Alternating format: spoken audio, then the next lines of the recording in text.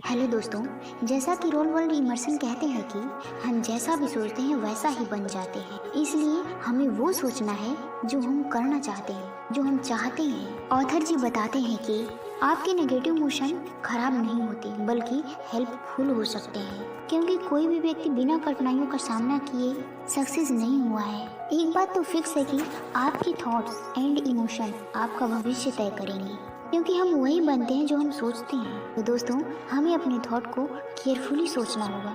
खुद से नेगेटिव बोलने की बजाय पॉजिटिव रहना और सोचना होगा, और खुद से कहें कि मैं बहुत खुश हूँ, अपनी लाइफ के सभी सपनों को पूरा कर सकता हूँ। हेलो दोस्तों, welcome back to my YouTube channel DK Partner Books. मैं खुशबू भारती। आज हम मास्टर योर इमोशंस बुक पर बात करेंगे। इस बुक के ऑथर हैं थिबोट मेरिस। हम जानेंगे कि अपने इमोशन को कैसे कंट्रोल करें।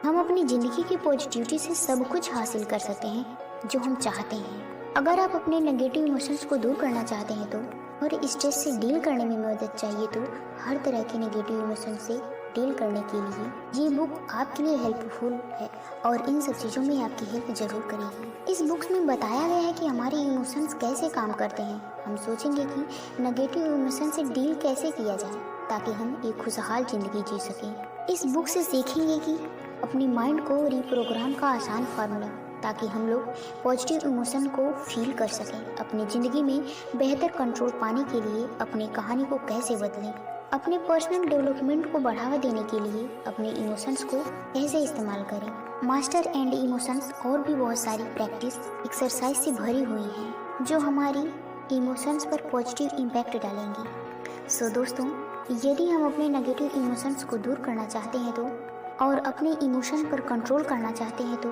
ये बुक्स हमारे लिए बहुत हेल्पफुल है। इस बुक को समझने के लिए 15 चैप्टर में डिस्कस करने जा रहे हैं। तो चलिए डिस्कस करते हैं। आपका सर्वाइवल मैकेनिज्म आपके इमोशंस को कैसे इफेक्ट करता है। हमारी लाइफ में माइंड का वेरी इंपॉर्टेंट रोल है। हमारा माइंड हमें जिंदा रहने में हमारी मदद करता है, लेकिन हमारे पूर्वजों को जिंदा रहने के लिए काफ़ी प्रॉब्लम का सामना करना पड़ा था। दोस्तों, हमारे दिमाग ज़्यादातर नेगेटिव चीज़ों पर भरोसा कर सकता है कि कुछ बुरा हो सकता है। ये सब रिजेक्शन की डर से होता है। लोग ठुकराए जाने की डर से कुछ अच्छा ही नहीं करते और ना ही वो कर पाते हैं। ऐसी सोच के कारण वो नेगेटिविटी की ओर बढ़ने लगते हैं। हमारे दिमाग का पहला काम है हमें सिक्योर करना है, लेकिन आपको खुश रहने के लिए और पॉजिटिव रहने के लिए अपने इमोशंस पर कंट्रोल करना होगा। दूसरा काम डोपामाइन रिलीज करना है। डोपामाइन एक न्यूरोट्रांसमीटर है जो हमारे दिमाग के स्पेसिफिक एरिया में फैलकर आपको खुशी दिलाता है।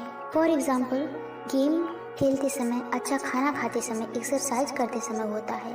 आजकल लोगों ने ये आदत बना ली है जैसे वो नेगेटिविटी की तरफ बढ़ रहे हैं, लेकिन सच में खुश रहने के लिए, नेगेटिविटी को दूर करने के लिए हमें अपने इमोशंस को काबू करना होगा। हमें उन चीज़ों को लिखना है जो हमें कुछ समय के लिए खुशी देती है, लेकिन लॉन्ग टाइम के लिए वह नुकसानदायक होते हैं, जैसे पान, सिगरेट, ड्रिंक इत्यादि। अब इसे दूर करने के लिए हमें ज़रूरी एक्शन लेना होगा। अब तक आप समझ गए होंगे कि किस तरह आपका सर्वाइवल मैकेनिज्म आपकी इमोशंस पर नेगेटिव इफेक्ट डालता है और आपको ज़्यादा खुश रहने में या होने में रोकता है। आइए अब हम ईगो के बारे में जानते हैं कि कैसे आपकी इमोशंस को इन्फ्लुएंस करती है। ईगो क्या है? ईगो अपने आप को प्राइड महसूस करने वाली फीलिंग्स है। आप अपना हमेशा ईगो खुद से ही बनाते हैं, और ईगो ना तो अच्छा है और ना ही बुरा। यह सेल्फ अवेयरनेस की कमी का नतीजा होता है। जैसे जैसे आपका अवेयरनेस होते जाता है, ईगो दूर हो जाता है। आपका ईगो चाहता है कि आप कोई महान काम करें और बदले में कुछ अच्छा हासिल कर सकें, ताकि आप अपनी पहचान बना सकें। इसका फायदा कंपनी भी उठाती है, क्योंकि उन्हें पता होता है कि लोग सिर्फ प्रोडक्ट खरीदने के बजाय उससे जुड़ी इमोशंस को खरीदते हैं। मतलब वो शांत रहते हुए भी अपने स्टेटस को बढ़ाना चाहते हैं। किसी की जरूरत को एहसास करना भी ईगो है। मतलब जब आपको पता चलता है कि आपको किसी की जरूरत नहीं है तो आप अपनी कंपनी का मजा लेते हैं। आपके ज़्यादातर इमोशंस आपकी ज़िंदगी और आपकी दुनिया ये देखने के तरीके पर बेस होते हैं। जैसे जैसे आप अपनी सिचुएशन को एक ज़्यादा मजबूत सिचुएशन के साथ बदलते हैं, तब उसी टाइम चीज़ों, लोगों, विचारों की तरह अपने लगाव को छोड़ते हुए आप ज़्यादा पॉजिटिव इमोशंस को फील कर सकते हैं। ईगो कभी सेटिस्फाइड नहीं होती। ये हमेशा ज़्यादा चाहती है, ज़्यादा फेम, ज़्यादा रिस्पेक्ट, ज़्यादा पहचान, जिससे आप कभी इमोशनली स्ट्रॉन्ग नहीं बन पाते हैं। दोस्तों, अगर हम अपने डाउट को क्लियर कर देंगे तो सेटिस्फाइड हो जाएंगे और इमोशनली शांत भी रह पाएंगे। इमोशंस का नेचर हमारे इमोशन पर बदलते रहते हैं। कभी हम लोग खुश रहते हैं तो कभी दुखी रहते हैं, लेकिन हम अपने इमोशन को कंट्रोल कर सकते हैं। अगर आप हर समय खुश रहने की उम्मीद करते हैं तो फेलियर के लिए खुद को तैयार कर रहे हैं, जबकि सच्चाई यह है कि हमारे इमोशंस बदलते रहते हैं। इसलिए आप कभी खुश रहेंगे तो कभी दुखी। ये एक्टिविटी होना नेचुरल है। ऑथर बताते हैं कि आपकी नेगेटिव फीलिंग्स खराब या बेकार नहीं होते, बल्कि हेल्पफुल हो सकते हैं, क्योंकि कभी कभी ऊंचाई पर पहुंचने से पहले आपको नीचे देखने की जरूरत होती है। यहाँ तक कि दुनिया के सबसे मजबूत लोग भी कभी कभी उदास हो जाते हैं। आपके इमोशंस आपको कमजोर नहीं करते हैं, बल्कि आपको मुसीबत से लड़ने में मदद करते हैं।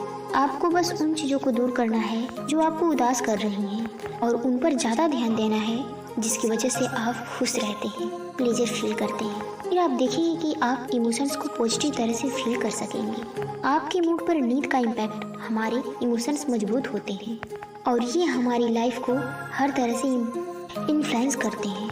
आप कैसा महसूस करते हैं और क्या करते हैं, दूसरों के साथ कैसा बिहेव करते हैं, ये सब आपके इमोशंस पर डिपेंड करता है। दोस्तों, कुछ इमोशंस तो ऐसे होते हैं जिन्हें हम खुद पैदा करते हैं, जैसे नींद की कमी नेगेटिव भावना की वजह से है।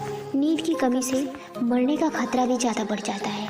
रिसर्च में पाया गया है कि रात में 6 घंटे से कम सोने वाले लोग की तुलना में 7 से 9 घंटे सोने वाले व्यक्तियों की तुलना में 13% मरने का खतरा होता है।